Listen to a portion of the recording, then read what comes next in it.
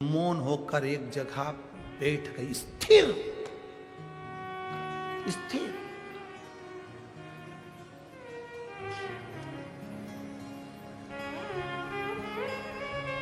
चंद्रभागा जी का काम क्या है? क्यों हरि विठ्ठल के चरणारविंद में चंद्रभागा नदी है? चंद्रभागा जी का काम क्या है?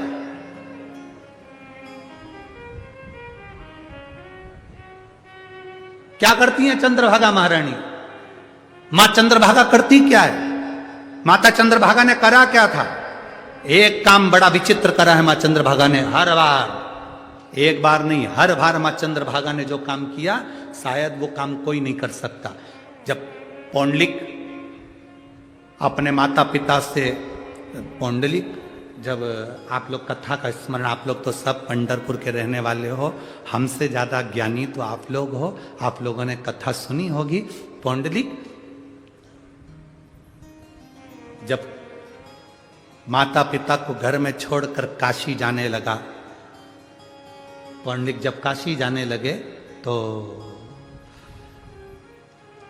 काशी में जाते जाते पौंडलिक का ध्यान गया, जाना था इधर, पहुंच गए दक्षिण में। वहां कुरकुट स्वामी बैठे हुए थे, उनके पास में पहुंचकर वहां जाकर उनके मन में संशय उत्पन्न हो गया। उन्होंने वहां जाकर कहा कि महाराज जी, मेरे मन में एक संशय है। क्या संशय है? मैं आपके आश्रम में पहुंच गया, मुझे जाना काशी में था। पृथ्वी पर मोक्ष का सरल उपाय क्या है? स्वामी जी ने कह दिया, भगवान हरि की भक्ति, सरल उपाय। काशी से वापिस आए पौंडलिक, भगवान नारायण की भक्ति में, भगवान कृष्ण की भक्ति में इतने डूब गए, इतने डूब गए, इतने डूब गए, इतने डूब गए कि माता पिता का सम्मान करना भी भूलकर, माता पिता का आदर करना भी भूल गए। कई लोग इस कथा को भी सुन रहे होंगे आस्था चैनल पर, फेसबुक, यूट्यूब पर और इस पंडाल में। आप लोग माला पकड़कर बैठ जाते हो या भगवान की पूजन करने बैठ जाते हो तो ये सोचते हो कि मुझे किसी से कोई मतलब नहीं है। मां कुछ कह रही है, कोई मतलब नहीं है। पिताजी ने कुछ कहा, कोई मतलब नहीं। कभी कभी इतना अपमान हम अपनी वाणी से कर देते हैं कि बाद में हमको भी पछतावा होगा। अपने आप में हम भगवान की भक्ति कर रहे हैं, हमें लग रहा है कि हम भगवान की भक्ति कर रहे हैं। पौंडरिक भगवान कृष्ण की भक्ति कर रहे हैं, ठाकुर जी की भक्ति कर रहे हैं, हरि विठ्ठल की भक्ति कर रहे हैं, और माता पिता का अपमान कर रहे हैं। मां कह रही है ये काम कर ले, नहीं करना। पिता ने कहा ये कर ले, नहीं करना। अपमान कर दिया माता पिता का, शब्दों के शब्द बाण चला दिया।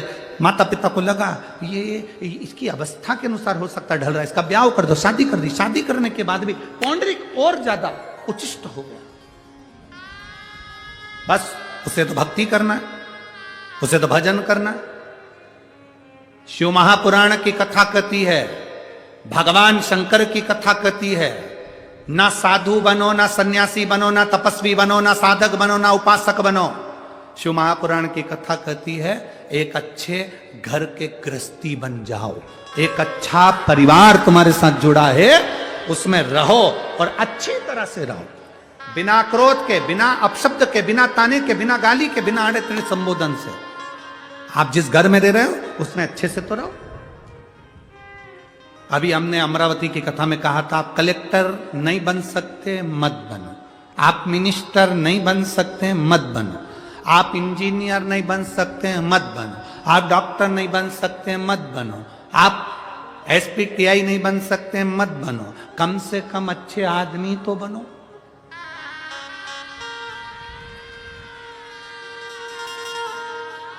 अच्छे आदमी नहीं बनोगे और बहुत बड़े पद पर बैठ जाओगे, बहुत बड़े ओहदे पर बैठ जाओगे, तो तुम्हारा वो सब बनना, मिनिस्टर ने, कलेक्टर ने, SP ने, DSP ने, ये ने, वो ने, मंत्री ने, संतरी ने, डॉक्टर ने, कलंतरी, तुम्हारा ये बनना ही बेकार है अगर तुम अच्छे आदमी ही नहीं हो। पराये दर्द को जो अपनाए उसे इंसान कहते हैं। वो मनुष्यता अपने भीतर प्रकट तो करो। अपने भीतर वो मानवता प्रकट तो करो। यहाँ परवणी वाले सांसद महोदय बैठे हैं, जाधव जी, संजय बंडू जाधव जी। जब हम परवणी में कथा करने के लिए गए, वहां के जिन लोगों से हम कथा के पहले 4 दिन तक तो हम किसी से मिलते ही नहीं, ये हमारा नियम है। जिस दिन कथा चालू कर दी उसके बाद हमारा मिलना बंद। पीछे के 3 दिन जरूर मिलते हैं, पर 7 दिन की कथा में आगे के 4 दिन हम मिलते हैं। जिस दिन कथा चालू करी उस दिन से बंद। तो जब बाद में किसी से मिलना हुआ तो हमने उनसे पूछा कि जाधव जी कथा कराए हैं, प्रसाद की व्यवस्था वगैरह, भोजन व्यवस्था, हमारी आदत है, हम जरा पूछते हैं भोजन व्यवस्था ठीक तो चल रही। परवणी के लोगों का कहना था, गुरुजी जब तक सब लोग भोजन कर कर नहीं चले जाते थे तब तक जाधव जी भी भोजन नहीं करते थे और सबके साथ मिलकर भोजन करते। हमारा दिल प्रसन्न हुआ, हमारे बड़ा अच्छा लगा। हमने भोलेनाथ जी से प्रार्थना करी, बाबा ऐसे शिव भक्त हो तो इससे बढ़कर और क्या चाहिए, होना चाहिए। बिना भक्ति के कुछ नहीं हो सकता, बिना भजन के कुछ नहीं। आप कुछ बनो ना बनो पर इंसान जरूर बनो। किसी का दुख है उस पर खड़े हो जाओ, किसी की तकलीफ है उसमें खड़े हो जाओ, किसी का कष्ट है उसमें खड़े हो जाओ। ये दुख की घड़ी में आप सामने हो, सामने।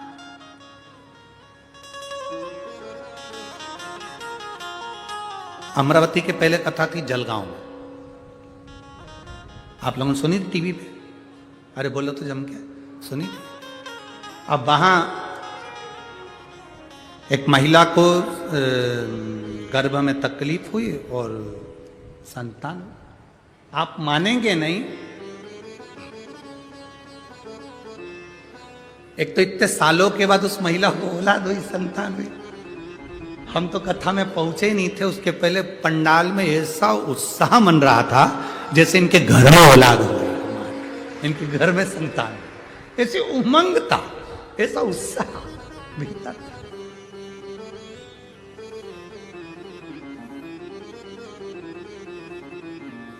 खूब खुशियां मनाओ पंढरपुर वालों, खूब खुशियां।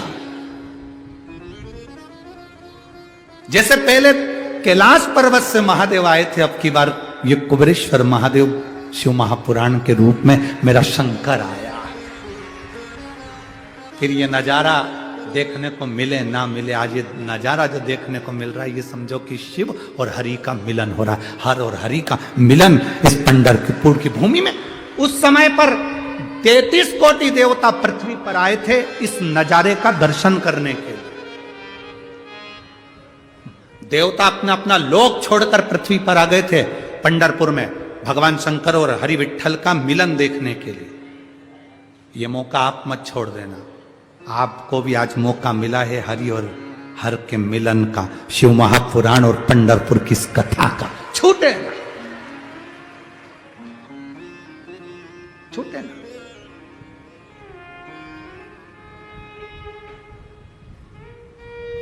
थर्टी फर्स्ट के समय की कथा है, घर वालों से कह दें ना क्लब जाएंगे ना होटल जाएंगे, हम तो 7 दिन पंढरपुर जाएंगे, हमें नहीं जाना था। 2023 का विराम हो और 2024 की शुरुआत हरि विठ्ठल के चरणारविंद हरिहर से हो जाए तो इसके बाद क्या चाहिए? ये जीवन का सुख है। वो है कृपालु, दयालु, दया सागर कहते हैं उसको। बहुत बोल्ड आवाज है तुम्हारी, गजब की। बहुत हमारी तुम माइक पे बोलो तो आवाज तुम्हारे तक पहुंचती है, तुम बिना आवाज के भी यहां पहुंचा देते हो। हर हर बोल बम का नारा है, सारी समस्या का हल, शिव तत्व की प्राप्ति। राधा जी आ गई, मौन होकर बैठ गई स्थिर चंद्रभागा नदी के तट पर, मौन स्तुप्त राधा, स्तुप्त। और राधा जी जब स्तुब्ध होकर बैठी, राधा जी जब मौन होकर बैठी, राधा जी जब मौन होकर स्थिर होकर बैठ गई, चंद्रभागा नदी का पवित्र तट था, राधा जी के पास स्वयं मां चंद्रभागा आई। चंद्रभागा का कार्य यही है, भीतर के संशय को मिटाना और भगवान हरि विठ्ठल के चरणों की भक्ति प्रदान करना। आप में से कितने लोग हैं जो चंद्रभागा का स्नान करे हैं? कभी कभी जिंदगी में करे हो? रखो हाथ नीचे। बहुत बहुत धन्यवाद आपको, प्रणाम। अपना मानव शरीर पाने के बाद, इस मनुष्य शरीर को प्राप्त करने के बाद सारी नदियों का स्नान कर लो, अगर चंद्रभागा का स्नान नहीं करा तो जीवन का कोई आनंद नहीं पाया। चंद्रभागा का स्नान जरूर करो। क्या करती है चंद्रभागा? मां चंद्रभागा एक काम करती है, हरि और हर से मिला देती है, मिला देती।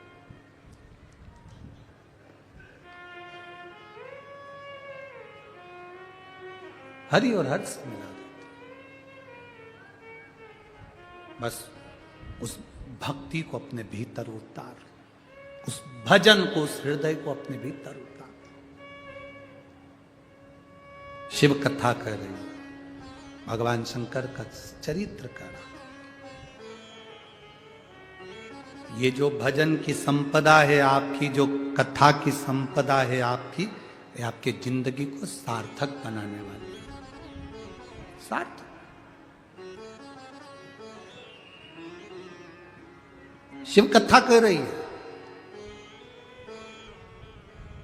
केवल चंद्रभागा जी ने राधा जी को ही उपदेश नहीं दिया, चंद्रभागा जी ने पौंडरिक को भी उपदेश दिया था।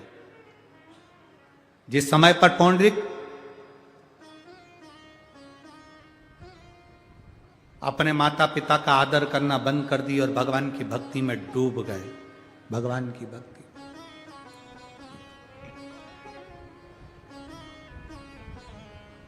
आज घर को छोड़कर पौंडरिक चंद्रभागा नदी के तट पर बैठे थे, भगवान कृष्ण को भज रहे, अकेले भगवान का भजन कर रहे थे।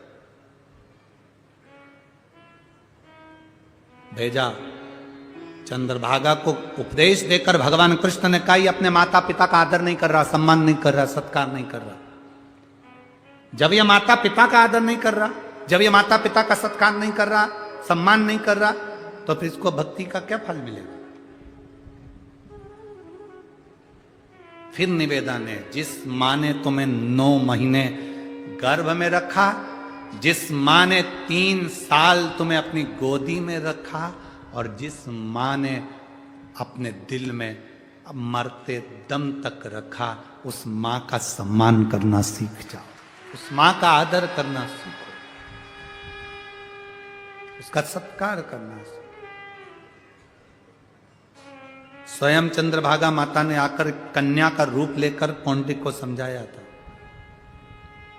कन्या का रूप रखकर पौंडरिक को समझाने के लिए आई। छोटी सी कन्या पौंडरिक के पास आती, पौंडरिक भगवान कृष्ण का पूजन कर कर भोग लगाकर कन्या को बुलाकर हाथ में दे देते। चंद्रभागा महारानी छोटी सी कन्या का रूप लेकर प्रसाद हाथ में लेकर नदी में डाल देती।